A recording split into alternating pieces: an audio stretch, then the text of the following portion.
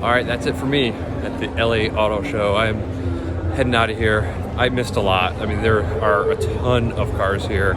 I spent a lot of time in the first wing, the first area, because I didn't know there was a second area, and that's where the Ford was, the Bollinger that's right there behind me, lots of other cars, lots of stuff I didn't cover. Kia's here, of course, the Nissan Leaf is here. I didn't walk around any of those, just kind of tired, out of time. Plus you guys have seen a lot of those cars already.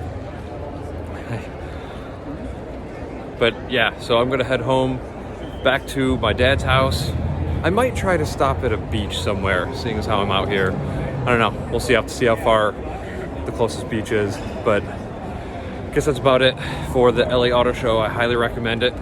They're getting there with EVs, a few here, a few there. I think the next couple of years is gonna be a lot better as these cars finally do actually come out, because right now a lot of these are just prototypes or concept cars and stuff like that, but as more of them are actually released, I think the next few years should be pretty good for the auto show for electric cars. But that's it. I'm signing off, guys. Thanks for watching. See ya.